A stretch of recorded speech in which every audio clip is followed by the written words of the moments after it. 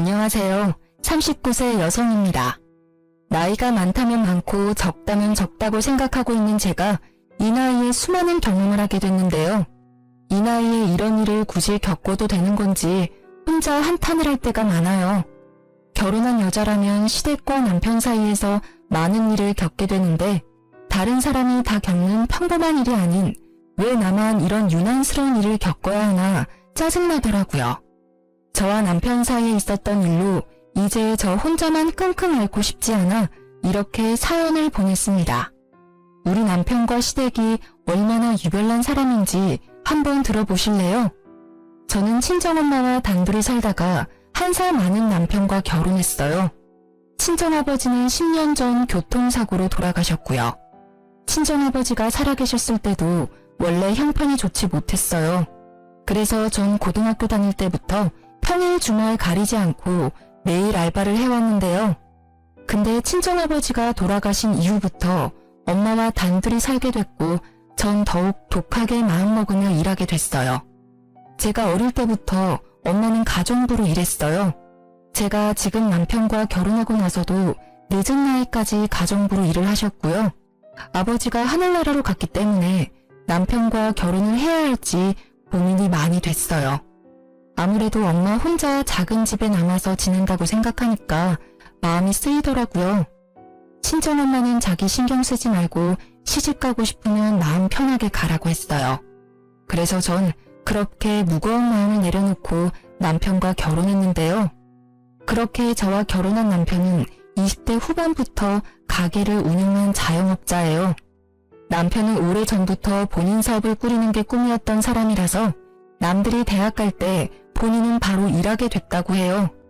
열심히 여기저기 가게에서 알바를 하다가 남들은 몇 번 망한 뒤 성공한다고 하는 사업을 남편은 운이 좋게도 첫 가게가 바로 성공하여 가게 3개까지 늘릴 수 있었어요.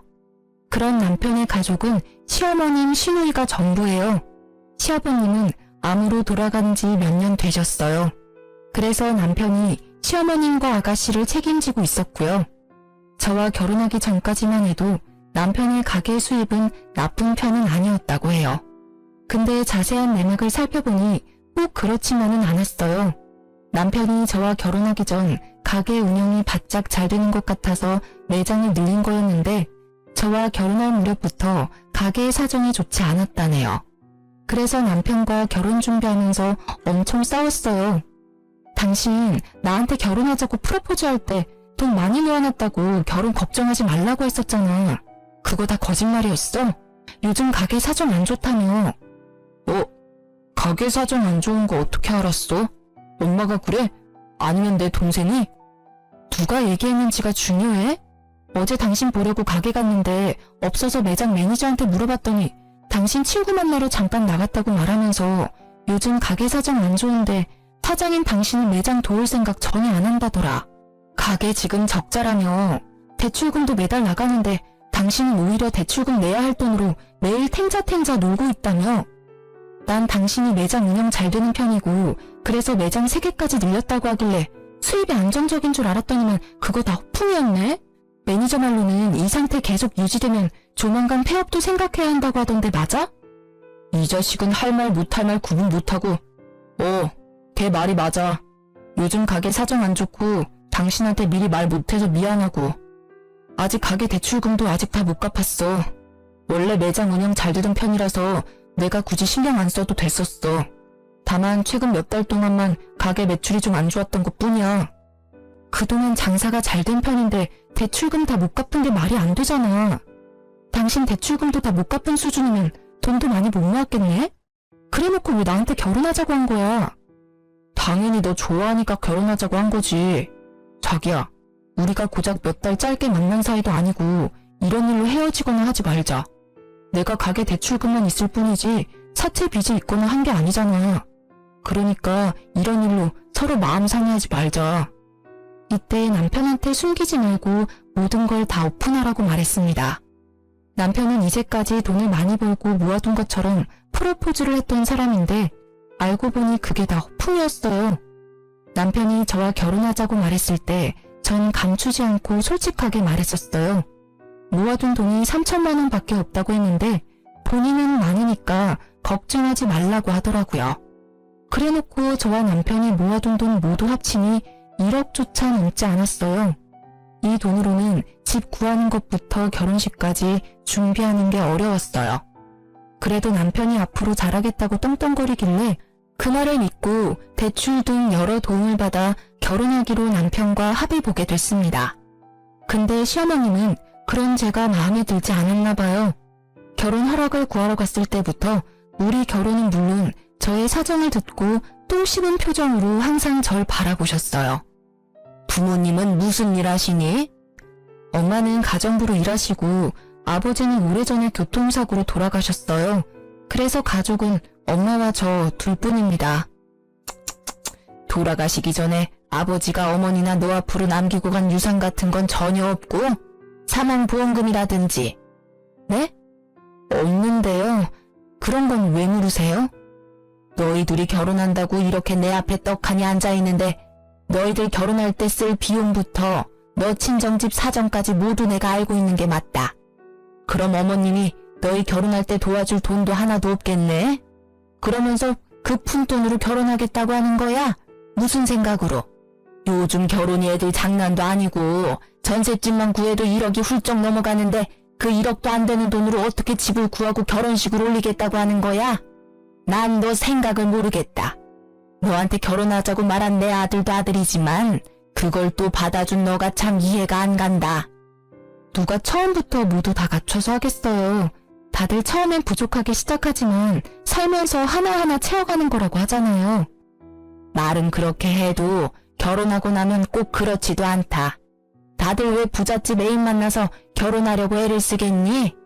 처음부터 제대로 자리 잡고 시작해야 나중에도 잘 되는 법이다. 난 내 아들이 착하고 성실한 예비 며느리 데리고 온다고 하길래 기대했더니만 모아둔 돈이 고작 3천밖에 없다고 했지? 고작 3천밖에 안 모아놨으니 당연히 그런 소리가 자연스럽게 나오지. 우리 아들 어디에 내놔도 하나 빠지는 구석 없는 놈이다. 지금까지 선생님, 공무원 등 직업 좋고 돈도 많은 집안에서 선보자고 난리였는데 그때 선짜리 나가게 할 걸 엄청 후회하는 중이야. 아, 그래요? 제가 그렇게 마음에 안 드세요? 아휴, 지금 와서 그런 소리 해봤자 무슨 소용이니? 내가 그런 마음을 갖고 있었다는 거야. 돈 많은 처갓집에 장가가서 호강 누리면서 살길 바랬는데 그게 안 되니까 아쉬워서 그렇지 뭐. 나도 너희 친정처럼 도와줄 능력 안 되니까 그 얼마 안 되는 푼돈으로 니들 알아서 결혼 준비 잘 해봐라. 얼마나 잘할지 모르겠지만. 결혼 전부터 면전에 대고 제가 마음에 들지 않는다는 표현을 아끼지 않고 팍팍 하시더라고요. 사람이 바로 앞에 있는데도 이렇게 싫은 티를 많이 내시는데 결혼하고 나면 얼마나 못되게 굴까 걱정됐어요. 본인 아들만 최고라고 생각하는 어머님 때문에 속이 정말 많이 시끄러웠습니다. 돈 많고 직업 좋은 여자가 남편을 왜 만나겠어요? 그만큼 능력되는 남자를 만나겠죠. 제가 떵떵거릴 만한 직업을 갖고 있지 않고 돈도 많이 모아두지 않은 것도 사실입니다. 그렇지만 남편도 마찬가지로 저한테 허세만 떨었지 모아둔 돈 별로 없고 오히려 대출까지 다 못 갚은 상태라 차라리 빚 없는 제가 훨씬 괜찮다 생각했어요. 아무리 못난 사람이라도 자기 자식이 제일 잘나고 최고인 법인지 자기 아들 못난 건 생각 못하고 제가 부족한 것만 쏙쏙 골라서 보시더라고요. 제 앞에서만 본인 마음을 티낼 줄 알았는데 우리 친정엄마 앞에서까지 그럴 줄은 몰랐어요. 그래서 제가 많이 곤란하고 힘들었는데요. 상견례 자리에서 어머님의 행동은 정말 가관이었고 어른이 맞나 싶더라고요. 다돈, 애들이 결혼하고 나면 다돈이랑 제가 살면서 만나는 일이 얼마나 많겠습니까? 1년에 한 번조차 보지 못하는 사이가 바로 사돈지간 아니겠습니까? 이렇게 상견례와 결혼식 때나 보지 앞으로 사돈이랑 이렇게 마주보고 앉아 얘기할 일이 많지 않을 것 같으니 오늘 솔직하게 다 말할게요. 사실 저 이 결혼 마음에 안 듭니다. 다들 부족하게 시작한다고는 하지만 너무 부족하게 한다고 생각해요.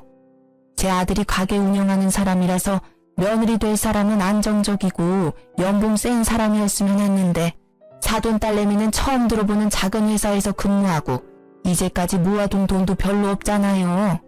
사돈은 우리 아들 어떻게 생각할지는 모르겠지만 전 사돈 딸내미 썩 내키지 않습니다. 사돈은 충분히 이해갑니다. 자식 가진 부모 입장에선 충분히 그런 마음 들 수밖에 없죠.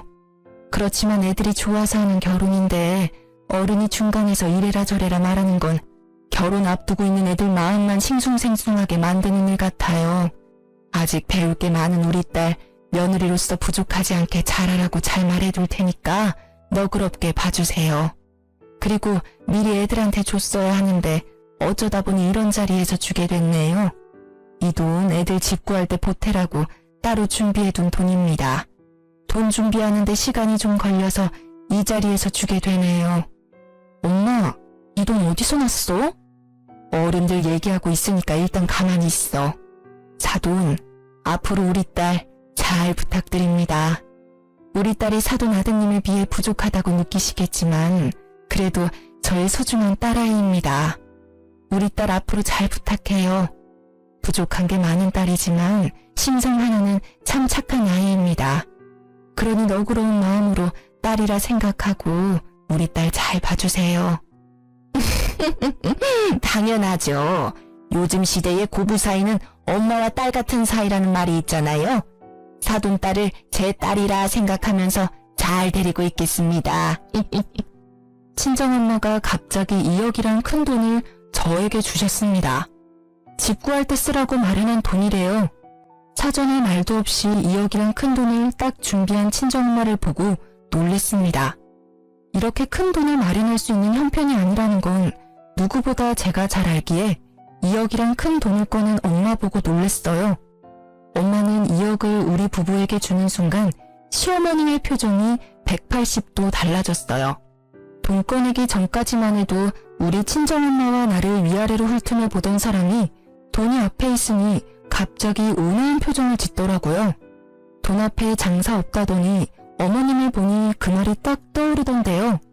이렇게 가식적인 사람 실제로 보니까 소름 돋는다는 말밖에 나오지 않아요. 그렇게 친정엄마 덕분에 서울에 있는 빌라 하나를 구할 수 있었지만 남은 결혼식부터 신혼여행까지 여유롭게 준비하지 못했어요. 그래서 결혼식과 스드메는 최대한 가성비 좋게 준비했고 신혼여행도 해외가 아닌 제주도로 선택했어요. 집 구하고 신혼여행까지 다녀온 다음 시어머님께 인사를 드리기 위해 갔더니 어머님 행동이 상견례와 결혼식 때 모습이랑은 너무 달랐었어요. 애초에 시어머님은 반반 결혼을 한 것 자체만으로 마음에 들지 않았지만 저희 친정엄마가 2억을 우리에게 준 건 매우 좋으셨나 봐요. 앞에서는 고맙다고 말씀하셨지만 막상 그 2억 돈으로 집 구할 때 공동 명의로 하지 않고 내 명의로 하니 그게 고가우셨나 봐요. 미자 너 그렇게 안 받는데 참 여우구나. 너 친정엄마가 주신 2억으로 집 구할 때 너 명의로 구입했다며. 두 사람 앞으로 평생 같이 살기 위해 결혼했으면 집도 공동 명의로 했어야지. 왜 내 아들 이름만 쏙 빼서 계약했니? 저희 친정엄마가 주신 돈이니까 당연히 그렇게 하는 게 맞다고 생각했어요. 그리고 어머님 말씀대로 이제 이 사람이랑 평생 같이 살 건데 집 명의가 누구 이름으로 되어 있든 그게 무슨 상관이에요. 엄마, 미자 말이 맞아. 집 명의 그게 뭐가 중요해. 이제 앞으로 계속 같이 살 건데. 그리고 그 집 구할 수 있던 것도 장모님이 2억 보태줘서 구할 수 있던 거잖아. 서울에서 그런 집 어떻게 구할 수 있겠어? 그러니까 엄마, 너무 명의에 집착하지 마. 이 멍청아, 너가 이렇게 나오니까 문제야. 너희들이 평생 함께 한다고 해도 사람 이름 모르는 거야. 만약 둘이 싸우고 쫓겨나면 그땐 어쩔 건데? 지금이라도 공동 명의로 바꿔. 아무리 부부라고 해도 그런 건 확실히 해야 하는 거야. 지금이라도 공동 명의로 바꾸라는 말도 안 되는 말을 시전하는 시어머님 때문에 고구마 100개를 연속으로 먹은 듯한 답답함을 느꼈습니다. 다행히 남편이 중간에서 그런 소리 계속할 거면 지금 집에 갈 거라며 저를 데리고 급히 나가준 덕분에 그 당시 안심할 수 있었고 남편을 믿을 수 있었어요. 결혼 전에는 믿음직스럽지 못했던 남편이 집 명의일로 저한테 믿음을 줬는데 그런 남편한테 배신감을 느낀 적이 있는데요. 결혼하고 나서도 여전히 가게 매출이 아슬아슬했어요. 그래도 우리가 생활하는 데 있어서 빠듯한 수준까지는 아니었는데요. 그러던 어느 순간부터 남편이 가지고 오는 매달 생활비가 점점 부족해지기 시작했어요. 남편 통장을 정리하면서 알게 된 사실이 매달 시누이와 시어머님한테 용돈을 보내고 있었더라고요. 그것도 10만 원 수준이 아닌 100만 원씩을 보냈었어요. 그걸 보는데 어찌나 황당하던지 남편이 매달 돈을 줘야 하는 날만 되면 대출금 갚아야 한다고 돈 없다 말했어요. 그렇게 내가 번 월급 200만 원으로 빠듯하게 생활을 해야만 했어요. 먹고 싶은 거 못 먹고 하고 싶은 거 하지 못하며 힘들게 살고 있는데 시어머님한테 매달 용돈 주고 있는 게 엄청 서운하더라고요. 제일 서운했던 건 우리 친정엄마한테 용돈 한 번 준 적이 없다는 거였어요. 우리 친정엄마는 우리 집 구할 때 보태라고 2억 준 것도 모자라서 남편 생일마다 상다리 부러질 정도로 맛있는 밥 만들어 먹이는데 그런 남편은 우리 엄마한테 받을 줄만 알지 자주 얼굴을 비추지도 않았어요. 내가 같이 가자고 해야 가지 먼저 가자는 말 꺼낸 적도 없었고요. 그래서 이 일로 크게 싸우게 됐습니다. 당신 어머님이랑 아가씨한테 매달 100만 원씩 용돈 보내고 있었더라? 어? 그거 어떻게 알았어? 매장 직원이 당신한테 일렀어? 매장 직원도 알고 있어? 매장 직원도 아는 사실을 이제까지 나한테 숨겼던 거였어? 당신은 날 와이프로 생각은 해? 매장 직원도 아는 사실을 왜 나만 모르고 있어야 하냐는 거야. 상의도 없이 왜 어머님한테 매달 돈 보내? 그것도 10만 원, 20만 원도 아니고 100만 원씩이나. 자기도 알잖아. 우리 엄마 맨날 힘들게 사는 거. 아빠 돌아가시고 나서 맨날 돈 없다 힘들다 입에 달고 사는데 아들로서 그런 엄마를 모른 척할 수 있겠어? 당신이랑 결혼하기 전까지 나랑 엄마랑 같이 살다 보니까 돈 걱정이 없었는데 이제 나랑 떨어져 지내니까 생활하는 게 좀 힘든가 봐. 그래서 당분간만 도와주기로 한 거야. 우리 엄마 연세도 있는데 일하기도 힘들고. 우리 엄마도 남편 없어. 혼자야. 우리 엄마는 어머님보다 먼저 남편 잃은 과부라고. 그래도 엄마는 지금까지도 일 열심히 해. 그래서 지금까지 나한테 손 벌린 적도 없어. 어머님은 우리 엄마랑 나이 차이가 얼마나 난다고 연세가 많아서 일을 못한다고 해? 어머님 아직 60대야. 내 친구 시어머님들은 정년퇴직 진작에 했는데도 집에만 있으면 몸이 간지럽다고 심심할 때마다 알바한다더라. 왜 남의 엄마랑 우리 엄마랑 비교해? 그리고 장모님은 원래 꾸준히 일해왔던 분이고 우리 엄마는 아빠가 돌아가시기 전부터 전업주부로 지내셨던 분이야. 어떻게 같을 수가 있어? 뭐가 달라? 남편이 없으면 일할 생각을 하는 게 당연한 거야. 집에만 있으면서 생활 어려운 아들한테 매달 돈 받으면서 지내는 것보다. 어머님 힘든 건 안쓰럽고 내가 하루하루 힘들게 사는 건 안 불쌍해? 자꾸 꼬투리 잡지 마. 내가 술 마시면서 엉뚱한 곳에 돈 쓴 것도 아니고 엄마한테 용돈 몇 번 준 건데 그걸 왜 자꾸 시비 거냐고. 용돈 몇 번? 시비? 당신 말 그런 식으로 할래? 어머님한테 한두 번만 준 게 아니니까 하는 말이잖아.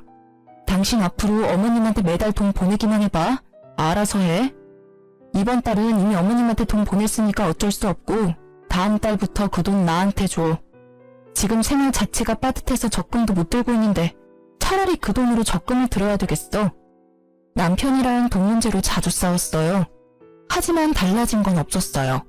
한두 달은 어머님께 용돈을 주지 않는 것 같았지만 뒤에서 몰래 주는 걸 몇 번 들킨 적이 있었고 우리 엄마한테 직접 안부 전화를 하거나 찾아가는 일도 없었고요. 아들 같은 사위가 되겠다고 했으면서 아들은 개뿔.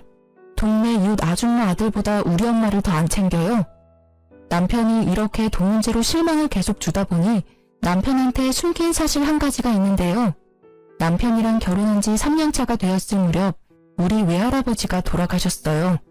저는 그 소식을 듣고 깜짝 놀랐어요. 왜냐면 제겐 외할아버지가 없는 줄 알고 살아왔거든요. 사실 40년 전 엄마가 결혼할 당시에 외할아버지가 가난한 아빠를 크게 반대하는 바람에 엄마는 결국 할아버지랑 연을 끊고 살았다고 해요. 아빠가 죽기 직전에 처음 연락을 드렸지만 그는 장례식도 가기 싫다는 말에 엄마는 마음 깊이 상처를 받아 저에게 외할아버지란 존재도 알려주지 않았다네요. 그런데 그런 외할아버지가 상태가 위독하다는 연락을 받았고 엄마는 30년 만에 처음 병실에 누워있는 외할아버지를 만난 거였죠. 할아버지가 암 때문에 투병 생활을 하고 있었고 몇 년 동안 병원에 있었다고 해요. 엄마는 그런 할아버지 앞에서 펑펑 우셨어요. 일주일 뒤에 할아버지가 돌아가셨고요. 할아버지 유일한 자식인 엄마는 할아버지의 전 재산을 상속받게 됐는데요. 할아버지는 총 30억이 넘는 재산과 서울 중심에 있는 큰 상가 건물 한 채를 갖고 계셨어요. 그걸 모두 엄마가 상속받게 된 거였고요. 한순간에 많은 돈을 얻게 된 엄마는 그런 저에게 이 사실을 바로 알렸고 엄마와 마찬가지로 저도 굉장히 놀랐어요. 처음 본 외할아버지가 일주일 만에 돌아가신 건 안타까웠지만 매일 혼자 살면서 힘들게 가정부 일을 하고 있는 엄마가 안쓰러웠는데 이제 돈 때문에 허덕이지 않아도 되는구나. 이기적일 수 있지만 제겐 다행이라고 생각했어요. 이 사실을 남편에게 알려야 하나 고민이 많았지만 전 알리지 않기로 했어요. 제가 맨날 돈 문제로 고민하는 걸 아는 친정엄마도 굳이 알리지 말라고 했고요. 사실 엄마도 남편과 시어머님을 굉장히 괘씸하게 보고 있거든요. 시어머님은 우리 결혼할 때 도와준 거 하나도 없으면서 정작 우리 엄마한테 이것저것 바라는 눈치였고 게다가 남편보다 내가 아래인 것 마냥 대하는 어머님의 태도가 마음에 들지 않았다고 했어요. 그리고 남편도 날 평생 책임질 것처럼 데려가 놓고 정작 시어머니만 챙길 뿐 고생은 제가 다 하고 있으니 속상하다고 매번 말씀하세요. 그런데 어느 날 오랜만에 본 엄마의 낯빛이 유독 어둡고 요즘 몸에 기력이 없다고 하셔서 대학병원에 데려가 종합검진을 받게 해드렸는데요. 의사 말로는 신장 기능이 너무 떨어져 있어서 당장 혈액투석을 준비하자고 말씀하셨어요. 엄마가 외가 쪽 대대로 신장이 좋지 않다는 건 알고 있었는데 이렇게 빨리 안 좋아질 줄은 전혀 몰랐다며 저도 그렇고 엄마도 너무 속상해하셨어요. 친정엄마가 아프다고 하는데도 남편은 여전히 친정엄마 보러 갈 생각을 안 하더라고요. 그런 남편을 볼 때마다 얼마나 정이 떨어지던지. 친정엄마가 아프다는 소식을 들은 저는 일을 그만두고 간병인 대신 보필하게 됐어요. 남한테 엄마를 맡기는 건 너무 불안하더라고요. 그리고 제 마음도 좋지 않고요. 그래서 제가 매일매일 엄마 옆에 있기로 했는데 남편은 그게 마음에 들지 않는 모양이에요. 매달 돈을 벌어오던 내가 엄마 옆에서 간병을 한다고 하니까 그게 싫었던 것 같아요. 그래도 남편은 반대하진 않았어요. 놀려고 일을 그만둔 게 아니고 친정엄마가 아파서 그만둔 거라 이 상황에서 나한테 따지고 들면 본인이 나쁜 사람이 된다는 걸 알기 때문이에요. 그리고 지난번에 본인이 엄마한테 매달 용돈 드린 걸 들킨 전적이 있기 때문에 저한테 일 그만두는 걸로 트집을 잡지 않더라고요. 엄마가 아픈 이후로 할아버지가 주신 건물 관리를 못하고 있어요. 병원에 있는 시간이 많고 그럴 기력도 없기 때문에 평일엔 엄마 간병, 매주 주말마다 건물과 집을 관리해 주기로 했는데요. 근데 남편이 그런 제가 의심스러웠나 봐요. 평일 위주로만 친정엄마 간병하기로 했는데 주말에 쉬지 않고 교회를 다니니까요. 그래서 남편은 주말 하루 가게로 가지 않고 절 미행했나 봐요. 제가 매주 친정엄마 건물로 출근 도장을 찍으니 남편이 1층에 카페를 운영하고 있는 임차인에게 저에 대해서 물어봤다고 하는데요. 미자씨, 잠깐만 얘기 좀 할래요? 안녕하세요. 지금 가게 한창 바쁠 시간 아니에요? 미자씨한테 꼭 말해줄 게 있어서요. 그래서 직원한테 잠깐 양해 구하고 나왔어요. 다름이 아니라 며칠 전에 어떤 남자가 미자씨에 대해 물어보고 가더라고요. 그래서 제가 이 건물주 딸이라고 말해주긴 했는데 좀 이상해서요. 네? 어떤 남자가요? 어떻게 생긴 남잔데요? 날 찾을 남자는 없을 텐데. 2층에 곧 가게 하나 빠진다고는 들었는데 거기 알아보고 있는 분인가? 상가 임대 자리 알아보는 것 같진 않았어요. 그 남자가 미자씨 콕 집어서 물어보는 것도 수상하고 미자씨가 매주 주말마다 건물 관리하러 올 때마다 그 남자가 저 멀리서 지켜보는 것 같더라고요. 키는 180은 넘는 것 같고 덩치도 좀 있었어요. 피부는 까무잡잡한 편이에요. 아냐, 그 남자 또다시 찾아오거나 저 찾으면 그때 바로 저한테 전화해주세요. 제가 걱정이 됐던 임차인은 어떤 남자가 저에 대해 물어봤으니까 조심하라고 말해주더라고요. 건물 CCTV를 확인해보니까 남편이 약 3주 동안 건물 앞에 어슬렁거린 게 딱 찍혔더라고요. 어슬렁거린 이후에도 남편은 저한테 직접적으로 건물에 대해 물어보진 않았거든요. 임차인을 통해 건물주가 친정엄마라는 걸 알게 된 이후부터 남편의 태도가 180도 달라졌어요. 평소에 친정엄마한테 전화 한 통 안 하던 남편이 하루에 한 통씩 꼬박꼬박 전화하고 매주 가게 휴무일 때마다 친정엄마 만나러 가더라고요. 장모님, 저 왔어요. 오늘 몸은 어떠세요? 지난주보다 살이 더 빠진 것 같아요. 아이고, 우리 윤서방 왔어? 점심은 먹고 온 거야? 그럼요. 장모님도 점심 챙겨 드셨어요? 약은요? 이럴 때일수록 밥 꼬박꼬박 잘 챙겨 드셔야 해요. 예전처럼 하루에 한 끼만 드시지 마시고요. 지난번에 보니까 병원밥 절반도 안 먹던데요. 그러지 말고 꼭 다 드세요. 우리 윤서방이 내 걱정해주니까 좋네. 결혼하고 나서 한동안 얼굴 잘 비추지도 않더니만 처음엔 아픈 게 싫었는데 윤서방 보면 아픈 게 가끔은 좋네. 죄송해요. 이제부터 잘할게요. 당신 가게 일 안 바빠? 이렇게 자리 오래 비워도 돼? 가게보다 장모님이 먼저지. 가게는 나 없이도 알아서 돌아가. 당신 볼 일 있으면 보고 와. 내가 장모님이랑 있을게. 갑자기 왜 그래? 왜 안 하던 짓을 하냐고. 당신 원래 우리 엄마 이렇게 알뜰살뜰 잘 안 생겼잖아. 엄마 아프다는 소식 들었을 때도 바로 엄마 만나러 가지도 않던 양반이 왜 이제 와서 잘하는 척 하냐고. 미자야, 윤서방한테 왜 그래? 이제야 사위 노릇 한다는데 너무 뭐라 하지 말고. 엄마는 가만히 있어봐. 이상하잖아. 갑자기 안 하던 짓을 하니까. 지금이라도 잘하고 싶어서 그렇지. 그동안 엄마랑 여동생만 챙기기 바빴지 정작 장모님 챙겨드린 적은 없더라고. 장모님이 아프다는 소식을 들었을 때도 실감이 안 났고, 나 지금부터라도 잘할게. 전 이미 CCTV와 임차인 덕분에 남편이 건물에 눈이 멀어 잘해주는 걸 알고 있었거든요. 만약 몰랐다면 이 인간 이제야 철 좀 들었네 하며 넘어갔겠지만 건물을 보고 간 이상 남편의 행동이 전부 가식처럼 보였어요. 화가 불쑥불쑥 올라왔지만 일단 꾹 참았어요. 그렇게 한동안 모른 척하고 있었는데 남편이 갑자기 건물에 대해 물어보더라고요. 너무 궁금했는지 이제 더 이상 숨기지 않던데요. 여보, 물어볼 게 있는데 장모님 건물 하나 있어? 지난번에 장모님이 어떤 사람이랑 통화하는 거 엿들었는데 건물 어쩌고 저쩌고 하는 것 같길래 일부러 엿들은 건 아니고. 아, 건물? 있지.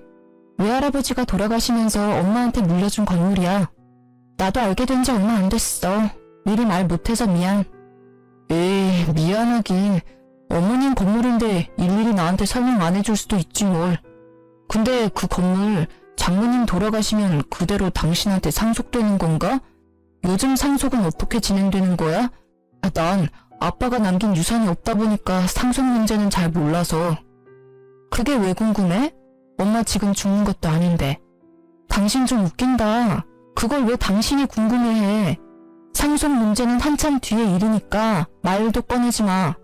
우리 엄마 죽을 날짜 받아놓은 사람 같잖아. 아, 미안해. 내가 생각이 짧았다. 그냥 난 궁금한 마음에 물어본 거야. 나쁜 의도는 없었어. 그래도 그런 건 미리 알고 있는 게 좋잖아. 요즘 100세 시대라고 해도 질병으로 죽는 사람이 예전보다 더 많아졌다고 하길래. 외할아버지도 신장 안 좋아서 돌아가셨다고 하니까. 그건 내가 알아서 할 문제니까 당신이 나서지 마. 엄마 아픈 것 때문에 속상해 죽겠는데 왜 죽는 얘기를 꺼내고 그래? 당신 우리 엄마 건강보다 건물이 중요한 거야? 아니야. 나도 장모님 충분히 걱정돼. 이제 건물 얘기 그만 꺼낼게. 내가 괜히 소몰된 것 같고 그렇네.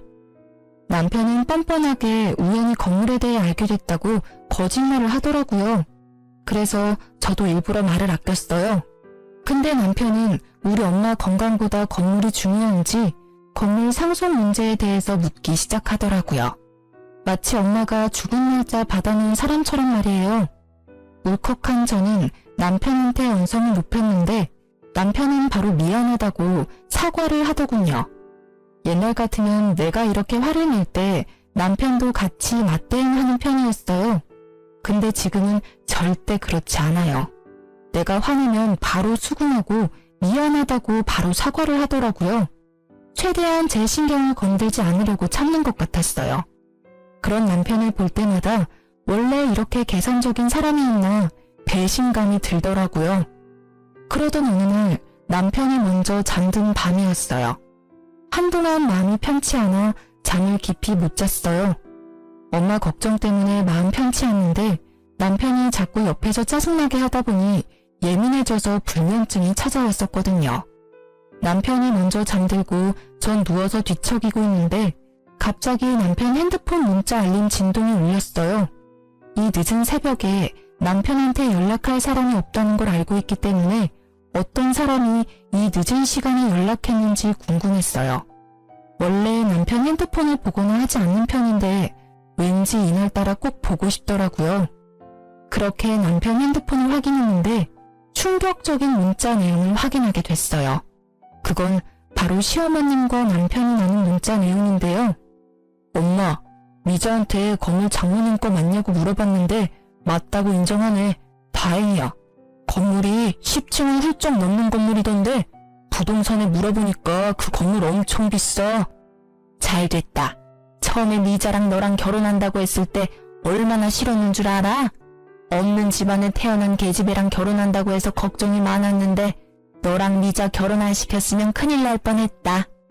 장모님 언제 돌아가실까? 하루라도 빨리 죽어야 미자가 건물 상속 빨리 받지. 건물 상속 받으면 1층에 있는 가게 하나 내보내고 그 자리에 내 가게 하나 차려야겠다. 지금 2호점 가게 월세 너무 비싸거든. 마누라 복 없는 줄 알았는데 이게 웬 떡이야? 그러게 말이다. 나도 며느리 복 없는 줄 알고 머리 아팠는데 그게 아니었어. 아들, 미자가 상속받으면 우리 집도 고급 빌라로 이사가게 부탁 좀 해봐.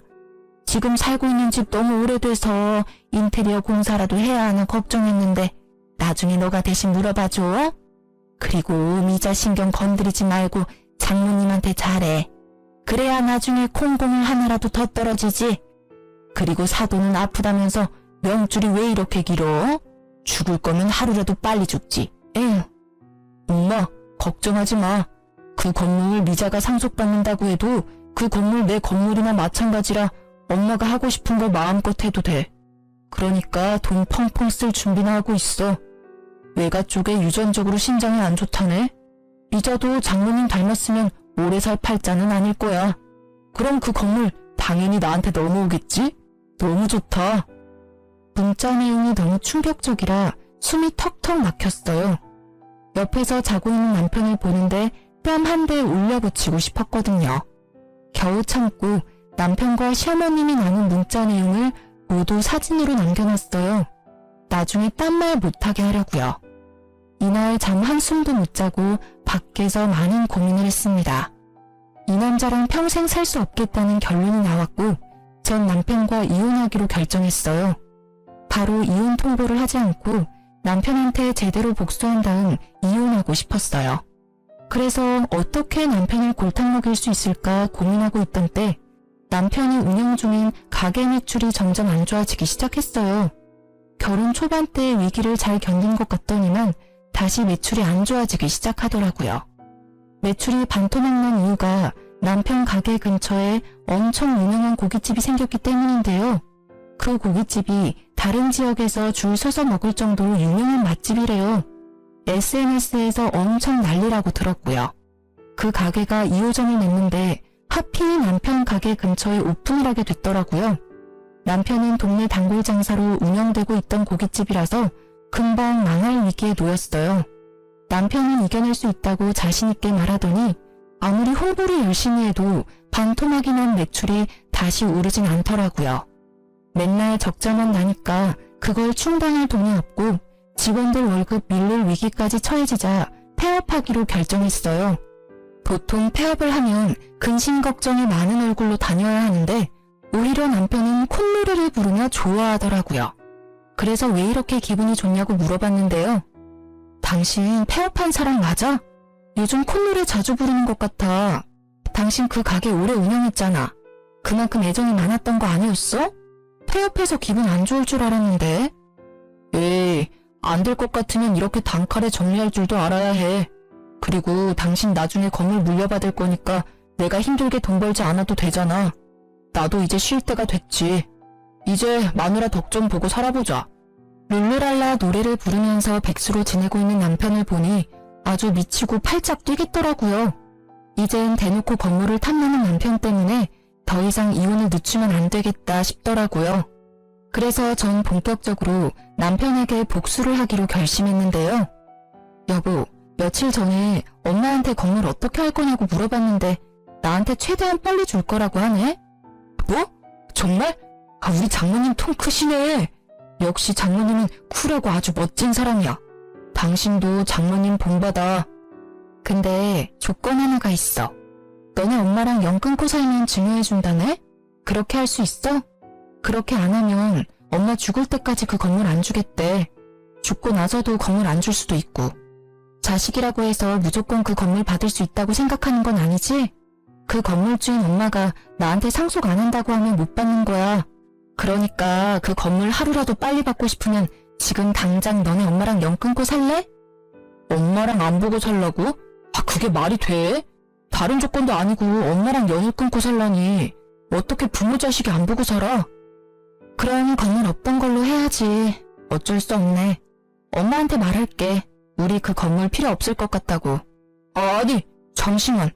나한테 시간을 줘. 알겠다. 내가 엄마 안 보고 살게. 그럼 그 건물 당신한테 가는 거 맞지?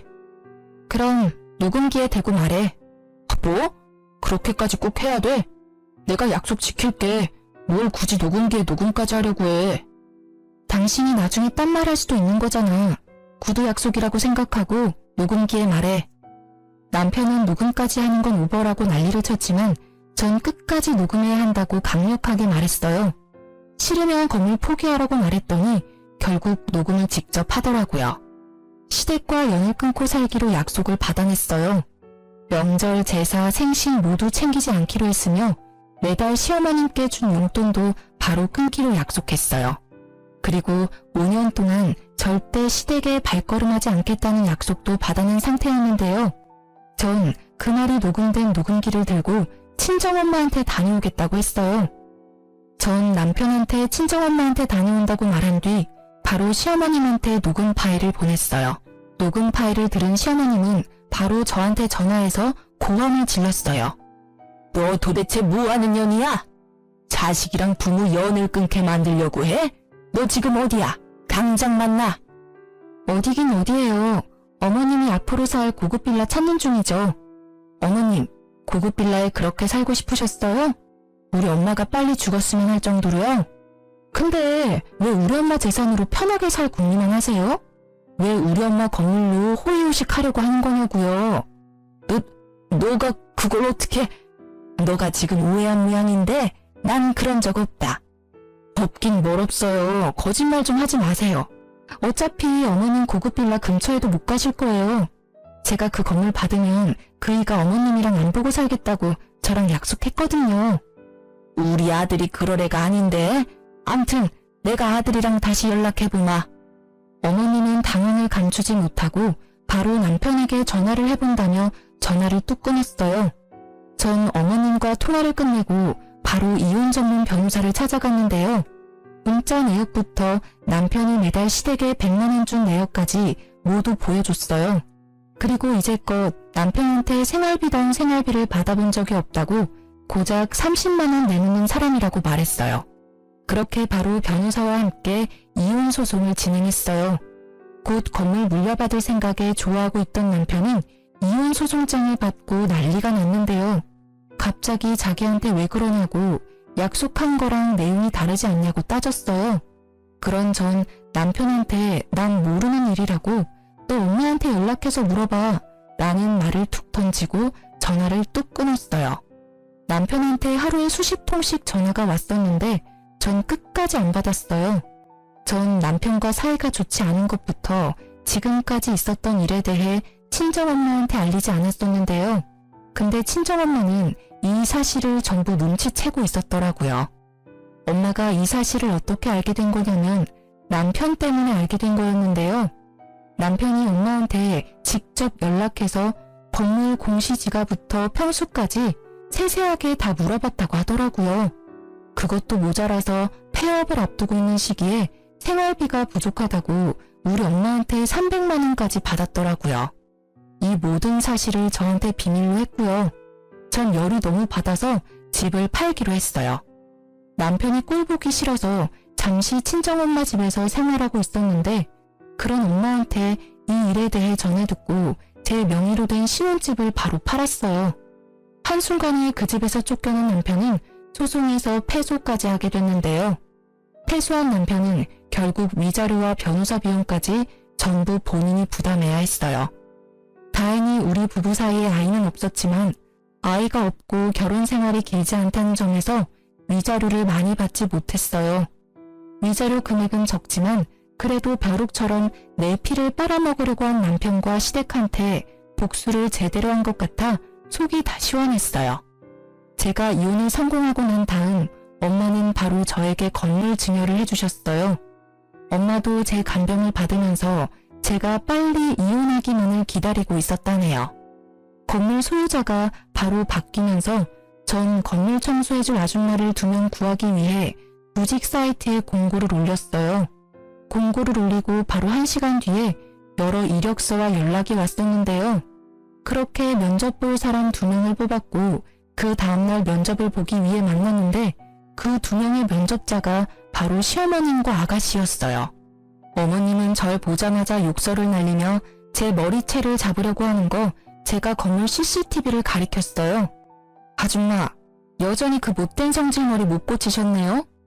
제 몸 털끝 하나 건드리는 순간 저 CCTV에 바로 찍히는 거 아시죠? 저 이제 그냥 가만히 있지 않아요. 콩밥 먹고 싶으면 제 머리채 잡으시고요. 또 이 나쁜 계집애, 너가 나한테 어떻게 이럴 수 있어? 내가 이제까지 너한테 어떻게 했는데 한때 가족이었던 사람한테 이렇게 해도 되는 거니? 아니 아줌마, 내 가족이라고 생각한 적 단 한 번도 없어요. 그리고 아줌마가 저한테 며느리로서 잘해주신 적 단 한 번도 없잖아요. 누가 보면 천사표 시어머니였는 줄? 전 절대 합의란 거 없는 사람이니까 돈 많으시면 저랑 한판 붙던가요. 제가 강하게 나가니 전 시모는 찍소리 못하고 주먹만 바들바들 떠시더라고요. 알고 보니 전 시모 집이 팔렸다고 해요. 20평대 노후된 집이 유일한 재산이었거든요. 전 남편이 그 집 담보로 투자를 했다고 해요. 저와 이혼한 후 위자료를 내야 하고 건물까지 가지고 있는 저를 많이 부러워했다고 하네요. 그래서 본인도 건물주가 돼보겠다고 엄마한테 엄청 어필했다고 합니다. 전 남편 말에 넘어간 어머님은 집 담보로 대출을 한 모양이에요. 투자하여 큰 돈을 번 다음 좋은 건물 하나 매입하려고 했었는데 알고 보니 투자자가 유명한 사기꾼이었어요. 그래서 그 낡은 집을 한순간에 경매로 날렸다고 해요. 남편은 당장 돈을 벌기 위해서 일용직으로 일을 했다는데요. 시멘트를 나르는 일이었는데 무리해서 들다가 허리를 삐끗하는 바람에 결국 병원 신세를 졌다고 하네요. 당연히 돈도 못 벌고 있는 상황이고요. 그래서 전 남편 대신해서 전 신우와 신우가 돈을 벌기 위해서 건물 청소 면접을 보려고 이렇게 찾아왔던 거였고요. 근데 하필 그 건물이 제 건물이었던 거죠. 전 예정을 생각해서 일하게 해준다고 말했더니 많이 망설이는 눈치였어요. 아무래도 이혼한 며느리 건물에서 청소를 한다는 게 쉽지가 않죠. 자존심이 많이 상하니까요. 망설이길래 시급 많이 올려준다고 하니 바로 하겠다며 고맙다고 하더라고요. 다음 날부터 두 사람은 청소 일을 하게 됐어요. 나름 고층이라서 청소할 구석이 많았어요. 유리창부터 복도, 계단 등 구석구석 닦으라고 말했더니 손때 하나 없이 전부 닦더라고요. 내 건물이라고 대충 할 생각이면 그만두라고 제가 단호하게 말했거든요. 그렇게 3일 동안 꼼꼼하게 청소를 시켰더니 몸살이 났는지 청소를 못하겠다고 배째라 시전하더라고요. 그래서 전 바로 그 자리에서 해고했습니다. 하루 푹 쉬고 다음날 전 시모가 절 따로 찾아왔는데요. 미자야, 내가 미안하다. 내가 한동안 안 하던 일을 하려고 하니까 너무 힘들어서 그랬어. 한 번만 봐줘. 내가 그럼 더 열심히 일할게. 아줌마, 혹시 보험 들어놓은 거 있어요? 보험? 그건 왜 묻니? 생명보험 기본적인 건 있다만. 잘 됐네요. 남편한테 저희 엄마 빨리 죽었으면 좋겠다고 했죠? 아줌마야말로 지금 죽으면 보험금 받은 자식들이 얼마나 편하게 살겠어요. 애매하게 골병 들면 병원비만 나가지. 정작 자식들한테 떨어지는 게 없잖아요. 일찍 죽으면 고생하는 자식을 얼마나 편하겠냐고요. 그러니까 지금이라도 자식한테 밉보이지 않고 잘하셔야죠. 나중에 어떤 일이 있을 줄 알고? 뭐? 그게 무슨? 내가 그쪽 아들 계산적인 거 알고 깜짝 놀랐었거든요. 돈에 눈이 멀어 부모랑 연도 끊는 자식이 보험금 때문에 무슨 일이라도 못 저지를까? 암튼 아줌마는 평생 자식들 눈치 보며 사셔야죠. 본인이 그따위로 키웠으니 불평불만은 하지 마시고. 제 말을 들은 순간 어머님은 눈을 동그랗게 크게 뜨고 도망가셨어요. 본인이 지은 죄를 알고 있는 거죠. 그 이후로 시댁과 남편을 본 적이 없어요. 어떻게 사는 줄도 모르고요. 이 이야기를 엄마한테 그대로 알려주니 속이 다 시원하다고 했어요. 그리고 지금은 엄마가 다니고 있는 대학병원 근처에 소형 아파트를 하나 구입했어요. 둘이서 살기에 딱 좋은 곳이에요. 예전보다 엄마 건강이 많이 회복된 편이지만 더 괜찮아지면 좋겠어요. 지금까지 제 이야기 어떠셨나요? 돈에 눈이 먼 인간들에게 나름 복수를 해보았는데 여러분들은 어떤 생각을 하셨나 모르겠네요. 다들 저와 엄마에게 응원의 한마디 부탁드립니다. 들어주셔서 감사합니다.